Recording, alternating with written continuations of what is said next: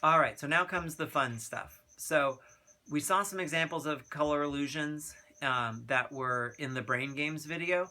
And so I'm going to take you through a really quick, simple example. And I want you to follow along and do this in Photoshop. And then I want you to go and do a little bit of research.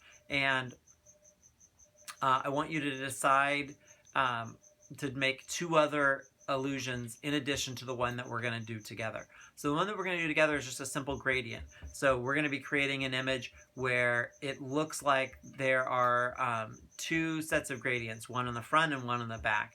And it's actually, again, it's an illusion. So the middle bar is going to be only a solid color. So I'll kind of walk you through how to build that. And then what I want you to do is do some research, pick two other ones, and create a two other illusions to show to yourself that yes, these are the same colors. I know for certain that I put the same color red here and the same color red here, but they look different because of their surroundings. So if it's got blue in the front versus yellow, then maybe it looks one color or the other. So as you do a little research, you just can kind of simply type in like color illusions and look through there.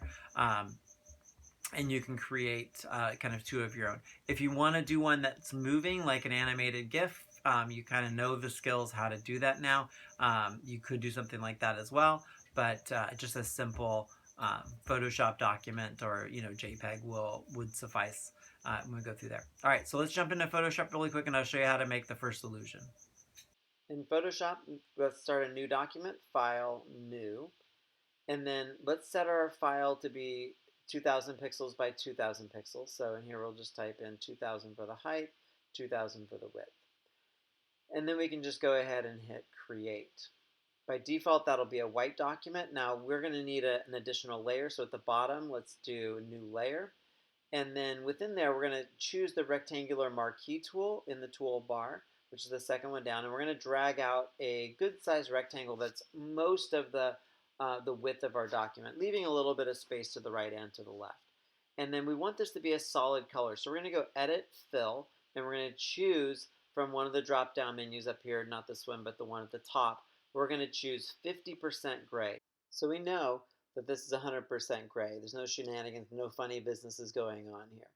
Now, what we need to start to do is see how that interacts with our background. So let's try this to start with. So our foreground color currently is black. If we hit Command Delete, that will go ahead and fill with the background color. Or if we hit Option Delete, that'll fill with either the foreground or the background. So if you kind of toggle back and forth between Option or Command, we can kind of switch those back and forth between black or white.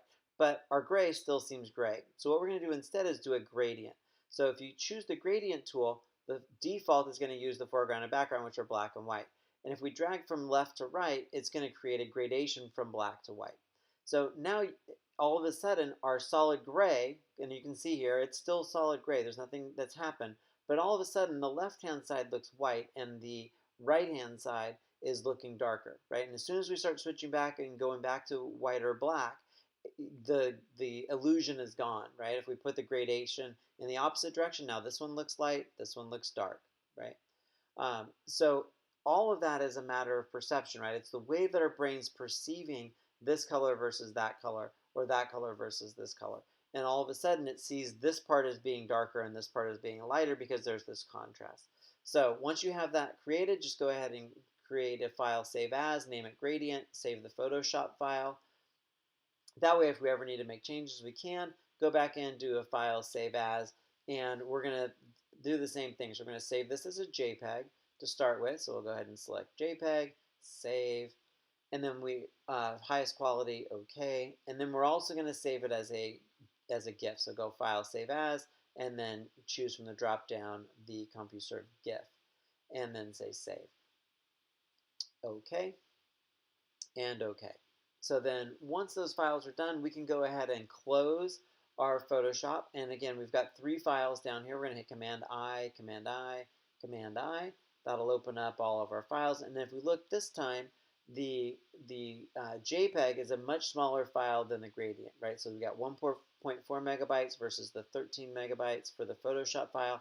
But the GIF, the JPEG is only a half of a megabyte, significantly smaller. And again, because what JPEGs do is it compresses and it compresses those files that are the JPEGs, where it groups together the similar colors. So when it's got gradients and it's got like more photographic, the JPEG is going to be better. But if we're looking at these as we scroll through, there's really no or very little difference in what that quality looks like. So why not use a JPEG when we've got things like photos, or we've got things with much more gradient?